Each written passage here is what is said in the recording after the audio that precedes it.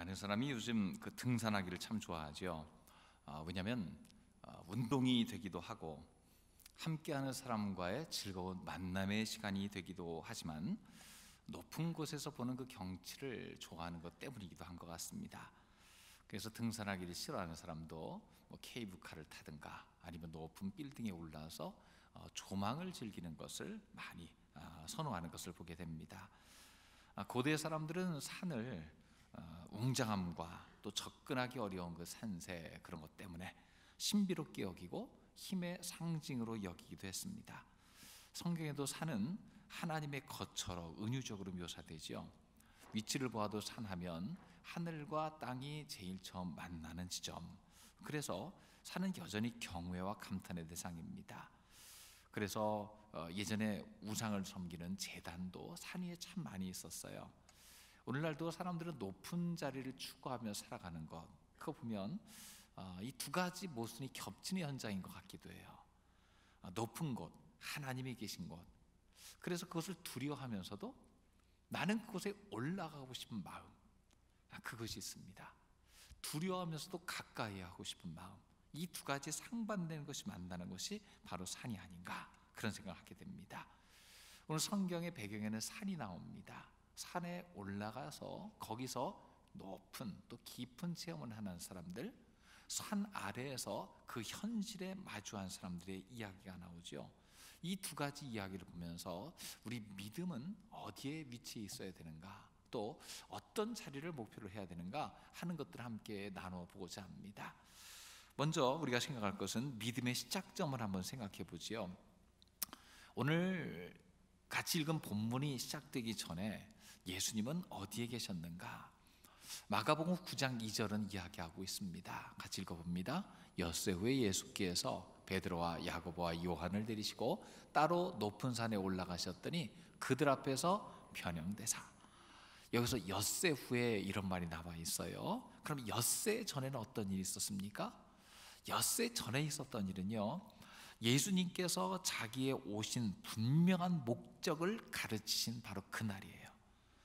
예수님께서 말씀하셨습니다. 인자가 많은 고난을 받고 버림받고 죽임당한 바 되었다가 사흘 만에 다시 살아나리라. 그러면서 예수님께서 그 하신 일을 체험한 사람들이 가져야 될 사명도 말씀하셨어요. 너희는 자기를 부인하고 자기의 십자가를 지고 나를 따르는 삶을 살아야 된다. 바로 그것이 그리스도인의 삶, 특별히 제자들의 삶은 그러해야 된다 말씀하셨습니다. 아직 제자들은 그것에 대한 제대로 된 이해가 없었어요. 그 6일 후에 예수님은 높은 산에 올라가셨습니다. 등산 가신 게 아닙니다. 경치 보러 가신 게 아닙니다. 예수님은 기도하러 올라가셨습니다. 지금도 여리고 산 옆에 큰 산이 있는데 변화산이라고 일컫는 그 산, 바로 그 산입니다. 거기 올라가셨어요. 기도하러 제자 3명을 대동하고 가셨습니다. 기도 중에 영광스러운 모습으로 변화되셨습니다. 제자들은 졸다 깨서 예수님의 그 변화된 모습을 봤어요. 예수님뿐만 아니라 호련히 나타난 두 사람이 있었습니다.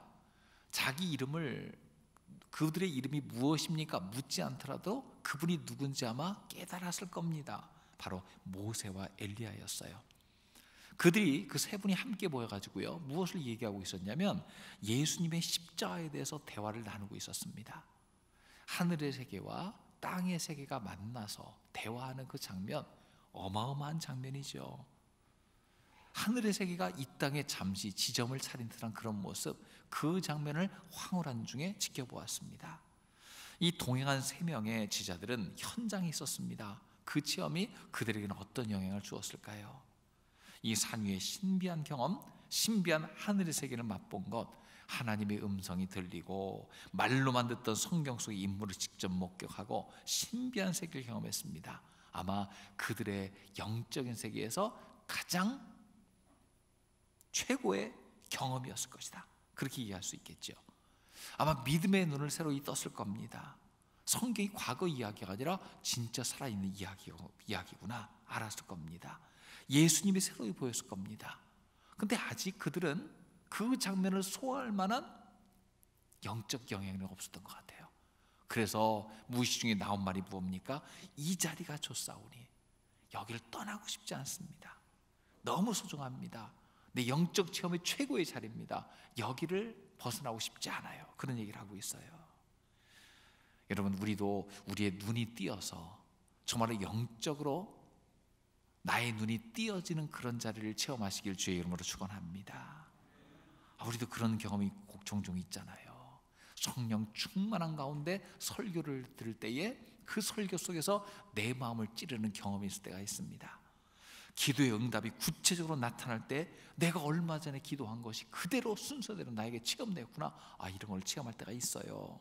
찬양의 가사와 성경의 한 구절이 가슴 찡하게 파고들어서 씨앗이 되어서 싹 트는 걸 볼 때가 있습니다. 영적으로 중요한 순간이죠. 그런 순간 우리는 하나님의 존재를 느끼고 우리 안에는 예전에 없었던 믿음이 싹트게 됩니다. 믿음의 한 차원 뛰어 오르는 것을 경험하게 됩니다. 성경에 보면 혹은 기독교 역사에 보면 그런 장면들이 꽤나 많이 있었어요. 야곱의 체험도 그랬을 것이고요, 아브라함의 하나님과의 만남도 그랬을 겁니다. 교회 사상에 보면요, 이 토마스 아퀴나스라는 분이 있습니다. 가톨릭 교리의 상당 부분이 여기에 의존을 하고 있는데, 이 토마스 아퀴나스라는 신학자가 주님을 체험한 장면이 있어요. 나중에 기록으로 남기는데 그렇게 남겼습니다. 나는 그것을 보았네. 보고 난 후에 내 모든 학설이 한낱 휴지 조각처럼 느껴졌네. 그런 고백을 했어요. 하나님 만나고 나니까 내가 지금까지 성경을 통해서 또한 이성을 발휘해서 써왔던 모든 학설들이 한순간에 휴지 조각처럼 느껴졌다는 겁니다. 그 만남이 너무 강렬했기 때문에. 파스칼이라는 분이 있습니다. 수학자, 철학자 혹은 신학자, 명상가로도 알려진 유명한 사람이죠. 그분이 1654년 11월 23일 밤에 하나님을 체험했어요. 그 밤에 하나님 만났어요. 그 만남의 순간이 너무 강렬해서 그는 양피지에다가 그 만남의 순간을 기록했어요. 근데 누구한테 얘기해서 그걸 믿어줄 것 같지가 않아요. 근데 그 만남이 너무 강했기 때문에 그 기록한 것을 외투 안에 깊숙이 넣고서 평생 간직했습니다. 나중에 죽은 후에야 그 기록이 발견되었어요. 그는 그 순간에 생전 이야기한 적이 한 번도 없습니다. 하지만 사람들은 알았습니다. 그날 이후 그가 뭔가 바뀌었다는 걸 알았어요. 그 이후 바뀌었습니다. 그 뛰어났던 수학자가 철학과 명상과 신학적인 이야기를 하기 시작했어요. 나중에 보면은 파스칼이 했던 그때 이후 하나님과의 만남의 조각들을 하나하나 담은 지혜 이야기가 팡세라는 책으로 지금도 읽혀지고 있죠. 미국 트래비스라는 교수가 있습니다. 20세기 중반에 가장 영향력 있던 심리학자예요. 25살까지 교회를 다니다가 교회를 떠났습니다. 그러다가 65세 때 교회를 다시 오게 됐는데, 그가 다시 교회를 온 그날 교회 좌석에 앉아 예배 드리는 중에 하나님의 강력한 임재를 체험했습니다. 환상을 보고 음성을 듣고 그때부터 하나님의 존재에 대해서 거절할 수 없는 것을 깨닫게 되었어요. 그 이후 그 일생이 달라집니다. 그 이후에 죽을 때까지 25년간 그는 기독교 임상 심리학을 창설해서 강력한 학설을 남기고 떠납니다. 예수님과의 만남 이후 강력한 체험 이후에 그 삶이 바뀌게 된 거죠. 성도는 어떤 경로든지 어느 순간 하나님이 진짜 살아계시다는 확신을 갖게 될 때가 있어요. 믿음을 갖게 될 때가 있습니다. 참 소중한 순간이죠. 예수님께서 날 위해서 죽으신 그리스도이심을 깨닫는 그 순간이 있어요. 너무나 중요한 구원의 순간이죠. 그 체험이 어떤 사람은 방금 얘기했던 것처럼 신비한 체험일 수가 있어요. 어떤 사람에게는 그런 체험은 전혀 없는 평범한 순간일 수도 있어요. 하지만 그 깨달음의 자리를 소중히 여기는 저 여러분 되시길 주의 이름으로 축원합니다. 어느 순간 내가 문득 깨닫고 확신이 생기는 게 있어요. 하나님은 살아계시구나. 이런 그 확신이 나의 믿음의 첫걸음인 줄로 믿으시기 바랍니다. 그 하나님이 예수님을 보내셨구나. 여러분, 진리와의 첫 만남인 줄로 믿습니다. 그 예수님이 그냥 신이 아니라 하나님께서 나를 위해서 내 죄를 용서해 주시기 위해서 보내신 그리스도시구나. 그걸 깨닫는 순간 구원이 임한 줄로 믿으시기 바랍니다. 그 예수님 나를 위해 죽으시고 다시 사셨구나. 그러면 내가 믿는다는 것은 그 예수님을 의지하고 그분이 남기신 사명 따라 사는 것이구나, 이걸 깨달을 때 그 그리스도인은 이제 사명자로 살아가게 됩니다. 이런 귀중한 믿음의 기초 위에 우리의 신앙을 쌓아가는 저 여러분 되시기를 주의 이름으로 축원합니다. 지금 제자들은요, 지금까지 배우고 예수님이 누군지 알았지만 산 위에서의 신비한 체험 때문에 그의 믿음이 고양됐을 거예요. 신앙이란 이런 거구나, 이런 신비한 세계가 있구나, 하나님이 진짜 살아계시구나, 그런 체험 가운데서 산 위에 있다가 예수님과 함께 산 아래로 내려옵니다. 물론 제자들은요, 산 위에 있는 게 좋아요. 여기 삽시다, 초막을 찍읍시다, 뭐 그런 얘기도 했어요. 그러나 우리가 산 위에만 있을 수 있습니까? 내려와야지요. 산 아래로 내려옵니다. 그럼 산 아래에서 어떤 현장이 펼쳐져 있습니까? 마가복음 9장 14절에 보면, 같이 읽어보겠습니다. 이에 그들이 제자들에게 와서 보니 큰 무리가 그들을 둘러싸고 서기관이 그들과 더불어 변론하고 있더라. 남아있는 제자와 큰 무리가 있는데 서기관들이 그 중간에서 따져묻고 있습니다. 변론, 말다툼이 있었습니다. 그 내용은 아마 예수님에 관한 것이었을 거예요. 방금 신비한 세계를 경험한 제자들은 어이없었을 겁니다. 하나님이 살아계시고 성경 속에 물이 튀어나와서 예수님과 얘기하는 걸 들었는데 지금 아래에서는 어이없는 말다툼이 있어요. 그곳에 있는 남아있는 제자들도 답답했을 겁니다. 왜냐하면 대화가 통하지 않아요. 우리도 이런 것을 늘 경험하지 않습니까? 산 위에서는 큰 영적인 세계가 펼쳐져 있는데 산 아래에서는 그거와 전혀 무관한 듯이 살아가는 사람이 있어요. 교회 와서는 하나님을 이야기합니다. 영적인 현실이 있습니다. 기도가 있고 믿음이 있고 말씀 선포가 있고 거기에 아멘으로 대답하는 믿음의 반응이 있습니다. 하지만 여기를 나서서 당장 세상으로 내려가면 전혀 다른 논리가 펼쳐지는 세상이 있어요. 돈의 논리, 이익에 따라 사람이 움직이고 권력에 굴복하며 쾌락과 정욕에 따라가는 사람들의 세상이 바로 여기만 벗어나면 그대로 있습니다. 산 위에서는 하나님 만난 것 같은데 산 아래는 거기와 전혀 상관없는 다른 세상이 펼쳐지는 것 같아요. 그러면 그 대립이 어떻게 일어났나요? 이 다툼과 논변은 무엇 때문에 생겼습니까? 마가복음 9장 18절에 보면은요, 같이 한번 읽어보겠습니다. 귀신이 어디서든지 그를 잡으면 거꾸러져 거품을 흘리며 이를 갈며 그리고 파리해지는지라 내가 선생님의 제자들에게 내쫓아달라 하였으나 그들이 능히 하지 못하더이다. 아까 사단 마귀가 그 세상을 주름잡고 있었군요. 그가 한 아이에게 들어가서 그 아이를 괴롭히고 있었습니다. 그 문제 때문에 제자를 찾아왔습니다. 예수님이 안 계십니다. 그런데 제자들에게 맡겼는데 제자들이 예수님이 계셔야 되는데요, 그런 것이 아니라 할 수 있다고 그래요. 왜냐하면 제자들도 실전 경험이 있었어요. 예수님이 둘씩 짝지어서 전국으로 전도를 위해서 미리 보낼 때에 가서 예수의 이름으로 귀신을 쫓으니까 귀신이 나가는 걸 경험했어요. 자신이 있었어요. 그런데 쫓겨나지가 않아요. 나중에 모든 게 수습된 후에 예수님에게 살짝 물어보죠. 왜 안 나갔어요? 물어봅니다. 9장 29절 예수님 대답하십니다. 같이 읽어봅니다. 이르시되 기도 외에 다른 것으로는 이런 종류가 나갈 수 없느니라 하시니라. 제자들에겐 기도가 부족했어요. 이전에 둘씩 짝지어 부를 때는 처음 당하는 일이고 복음을 전해야 되고 악한 영도 만나야 되니까 그때는 기도로 무장하고 갔었던 것 같아요. 그런데 지금은 기도하지 않았어요. 예수님이 제자 3명을 데리고 산으로 기도하러 가셨습니다. 그럼 3명의 제자들에게만 기도 훈련을 하도록 하신 겁니까? 그 제자들은 예수님과 함께 기도하며 돕는 그 사역을 맡겼다면 남아있는 9명의 제자들도 기도했어야 됩니다. 산 위의 기도도 필요하지만 산 아래의 기도도 너무너무 필요하잖아요. 교회에서 기도해야 되지만 우리가 세상에 내려가서 살아갈 때 거기서도 기도해야 영적 싸움에 뒤지지 않고 싸워 이길 수 있잖아요. 여러분, 기도는 산 위, 산 아래, 교회 안, 교회 밖 어디서든지 늘 해야 될 필수적인 의무인 줄로 믿으시기 바랍니다. 그들이 기도로 준비하며 저 산 위에 기도하는 사람을 위해서 산 아래 기도하고 있었다면 이 귀신은 쫓겨났을 거예요. 그러나 그들의 기도가 없었기 때문에, 영적인 무장이 되어 있지 않기 때문에 오히려 반박당하며 논변만 나옵니다. 이 상황 정리해 보십시다. 한 사람이 정말 안타까운 사연 가운데 예수께로 왔어요. 귀신 들려서 불에 들어가고 자기를 자해하고 경련 있고, 그 아이가 얼마나 안타깝습니까? 예수님이 안 계세요. 제자들이 흔쾌히 도와준다고 했는데 쫓지는 못해요. 수많은 사람이 옵니다. 그때 예수님에 대해 사사건건 참견하는 서기관들이 찾아와가지고요, 그 뭔 얘기합니까? 조롱하며 얘기하는 거예요.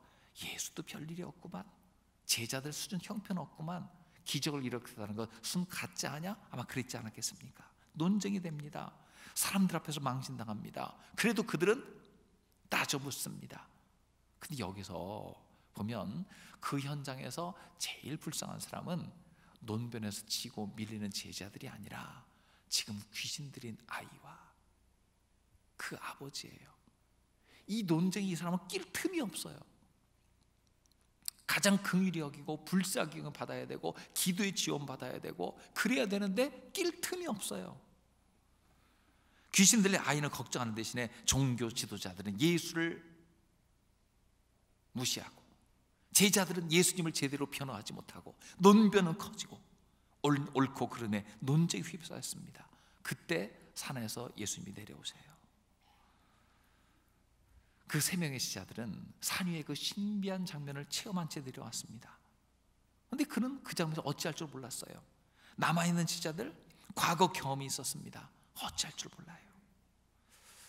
참, 이걸 보면 우리의 삶과 비슷하다라는 생각이 들게 되지요. 예배드리고 은혜 아래에 있을 때는 뭐든지 할 수 있을 것 같은데 현실과 맞닿으면 무엇을 해야 될지 몰라요. 깨어 기도하지도 않았고, 하나님 말씀 붙들고 살려고 노력함도 없었으며, 그런 처지 가운데 위기가 닥쳤는데 어떻게 대처할지를 알지 못해요. 나 자신의 처지는 어떻습니까? 역시 우리도 교회 안에 있을 때와 밖에 있을 때가 너무 차이가 있지 않습니까? 산 위와 아래가 너무 다르게 살고 있지 않은가요? 여러분, 이 순간에 우리는 우리의 무능함과 연약함을 인정해야 될 줄로 믿습니다. 우리는 하나님의 도우심이 필요한 존재입니다. 한 번 은혜를 경험했다고, 한 번 영적인 체험을 했다고 우리가 온전해지는 것이 아닙니다. 한 번 교회 와서 예배를 드렸다고 그 사람이 세상에서 늘 싸워서 이길 수 있는 존재가 되는 것이 아닙니다. 여러분, 우리 연약함을 인정하고 지금도 나는 하나님이 필요한 존재임을 인정하고 주 앞에 나가는 저 여러분 되시길 주의 이름으로 축원합니다. 이 현실 속에서 예수님은요, 무엇을 원하십니까? 거기 있는 모든 사람들이 믿음으로 한 차원 올라가는 믿음의 도약을 원하신 것 같아요. 오늘 본문에서 보면 예수님께서 우선적으로 믿음으로 살아야 되는 사람, 그렇게 살기를 기대하는 사람들이 있습니다. 바로 예수님과 오랜 시간 함께 지냈던 제자들이에요. 그분과 동행하고 삶을 가까이서 목격하고, 예수님께서 앞으로 그 예수의 이름으로 귀신을 쫓으며 사역할 것을 기대하며 키웠던 그 제자들, 세상에 하나님의 능력을 보여주는 자가 되어야 되는 그런 사람들. 근데 그들의 현실은 참 안타까웠죠. 9장 18절 19절 봅시다. 같이 읽어보겠습니다. 귀신이 어디서든지 그를 잡으면 거꾸러져 거품을 흘리며 이를 갈며 그리고 파리해지는지라. 내가 선생님의 제자들에게 내쫓아 달라 하였으나 그들이 능히 하지 못하더이다. 대답하여 이르시되 믿음이 없는 세대여, 내가 얼마나 너희와 함께 있으며 얼마나 너희에게 참으리요 그를 내게로 데려오라 하시매. 제자들에게 아직 믿음이 부족했어요. 훈련은 받았지만 아직 미성숙했어요. 예수님 계실 때는 한없이 고양되어 있었지만 예수님만 계시지 않으면 바닥으로 금방 떨어져요. 연약한 신앙인의 모습입니다. 우리도 그렇죠. 예배 시간에는 충만해져서 그런 믿음으로 살아갈 것처럼 보이지만 세상에서는 그냥 나약한 사람 중에 하나 아닙니까? 우리를 향한 하나님의 기대는 무엇입니까? 세상 어디를 가든 그리스도인으로서 그 믿음으로 살아가는 모습이에요. 하나님의 능력이 필요한 곳에 가서 예수의 증인으로 살아가는 거예요. 병든 세상에서 치유자로 살아가는 것이고요, 귀신 들린 문화의 개혁자로 살아가는 것이 우리의 사명인 줄로 믿습니다. 그러나 현실은 턱없이 부족하지요. 그래서 우리는 늘 기도해야 됩니다. 그리고 우리의 믿음 없음을 고백하면서 하나님 앞에 우리를 도와달라고 간구하는 기도와 간구, 믿음이 더해져야 될 줄로 믿습니다. 제자들에게는 믿음이 필요했어요. 또 믿음이 필요하지만 의심으로 신음하는 사람이 있습니다. 바로 그 아이의 아버지지요. 누구보다 절실했잖아요. 9장 22절 보면 그 절실함이 나와 있습니다. 귀신이 그를 죽이려고 불과 물에 자주 던집니다. 그러나 무엇을 하실 수 있거든 우리를 불쌍히 여겨서 도와주옵소서. 절박해요. 아이가 정상으로 돌아왔으면 좋겠는데, 불에도 물에도 빠지는데 죽음 가운데서 구원하는 것 저게 한두 번이 아닌데 내 힘으로 할 수 있는 게 없어요. 그러니까 무엇을 하실 수 있거든 도와주세요. 그 아버지는 믿음과 의심 사이에서 오락가락합니다. 9장 23절 24절 같이 읽어보겠습니다. 예수께서 이르시되 할 수 있거든이 무슨 말이냐? 믿는 자에게는 능히 하지 못한 일이 없느니라 하시니 곧 그 아이의 아버지가 소리를 질러 이르되 내가 믿나이다. 나의 믿음 없는 것을 도와주소서 하더라. 예수님이 요구하신 것은 무엇입니까? 믿음을 요구하셨어요. 할 수 있거든이 무슨 말이냐? 믿는 자에게 능히 하지 못할 일이 없다. 믿으라는 것입니다. 만일이라는 지극히 작은 믿음으로 왔지만 예수님은요, 능치 못할 일 없는 예수님 바라보고 그의 믿음의 도약을 요구하신 거예요. 예수를 바라보라는 것이 겁니다. 지금 불가능한 일, 지금 놓여있는 상처와 지금 자기가 겪고 있는 문제만 바라보지 말고 그 일을 능히 바꾸실 수 있는 예수님을 바라보라는 것입니다. 지금 우리 가운데 내 손으로 내 힘으로 능히 하지 못할 일들 때문에 어려워하는 분들 많을 겁니다. 지금 이 자리도 있을 겁니다. 그 일 때문에 절망하지 말고 그 일을 능히 바꾸실 수 있는 예수 그리스도를 바라보시기를 주의 이름으로 축원합니다. 이 선포가 있었을 때 그 아버지가요 순식간에 도약을 이룹니다. 내가 믿나이다. 나의 믿음 없는 것을 도와주소서. 매우 실제적인 기도죠. 현실적 기도죠. 그러나 큰 도약을 한 겁니다. 예수 붙들어야 살 수 있다는 것을 알고 예수님 붙든 겁니다. 이런 장면은 우리 자신을 돌아보게 만듭니다. 나도 그렇지 않습니까? 나는 믿는 동시에 의심이 생깁니다. 희망을 걸지만 동시에 두려움이 함께합니다. 기도하지만 동시에 마음이 흔들립니다. 간구하지만 그와 동시에 걱정에 빠집니다. 우리도 마찬가지입니다. 내 믿음 없는 것을 도와주소서. 주님께 호소해야 될 줄로 믿습니다. 자신의 심정을 솔직히 고백할 때에 하나님은 아직은 의심이 있는 그 간구를 마다하지 않습니다. 비난하지 않습니다. 너 아직도 100% 믿지 못하는구나 나무라지 않습니다. 오히려 그의 지극히 작은 믿음의 도약에도 기뻐하시면서 그 아이의 귀신을 쫓아내고 온전케 하신 줄로 믿습니다. 예수님은 우리가 의심의 단계에서 믿음의 단계로 뛰어오르기를 원하십니다. 할 수 있거든의 단계에서 능치 못할 일이 없는 예수님 바라보도록 우리의 믿음의 자세, 믿음의 안목이 높아지길 원하십니다. 제자들은 예수님을 보는 것, 갇히는 것으로 만족했습니다. 하지만 예수님은 그들이 기도하며 스스로 기도하며 믿음을 갖길 원했습니다. 제자들은 예수님이 대신 기도해 주는 것으로 만족했습니다. 하지만 스스로 기도하며 증인의 삶을 살길 원한 줄로 믿습니다. 천상의 예수님 모습 본 것으로 만족하며 돌아갈지 모릅니다. 하지만 그 예수의 이름으로 지상의 악한 사단 마귀와 싸워야 되는 존재로 변화되기를 원하셨습니다. 문제 가운데 헤매는 그 아비 같은 사람, 예수님 앞에 나온 것으로 충분하지 않습니다. 그들은 믿음을 고백하고 주의 이름을 불러야 될 줄로 믿습니다. 우리의 믿음도 도약해야 됩니다. 성장해야 됩니다. 그 자리에 머물면 안 됩니다. 기적은, 문제 해결은 언제 일어납니까? 예수님 계신다고 무조건 일어나는 것이 아닙니다. 그의 말씀에 믿음으로 반응하는 사람에게 일어납니다. 믿음으로 반응하는 공동체 기적이 일어날 줄로 믿습니다. 예수님 계십니다. 말씀 선포합니다. 그럼에도 거기에 믿음으로 반응해야 주님의 능력은 나타납니다. 지금도 예수님은 살아계십니다. 산 위에 계셨던 예수님은 산 아래에 계십니다. 교회 안에 임재하셨던 예수님은요 우리의 삶의 현장에도 임재하십니다. 과거 1세기 때 활동하셨던 예수님은요 지금도 21세기에 지금도 동일하십니다. 예수님은 과거나 현재나 동일하신 분인 줄로 믿으시기 바랍니다. 그 예수님의 선포를 지금 내 귀로 듣고 내 영이 반응할 때에 우리의 삶 속에 기적이 나타나고 변화가 나타나고 치유가 있는 삶이 될 줄로 믿습니다. 그 주님 믿고 의지하면서 우리의 믿음이 늘 과거에 머무는 믿음이 아니라 도약하는 믿음, 성장하는 신앙, 주님의 일하심을 체험하는 우리 모두가 되시기를 주의 이름으로 축원합니다.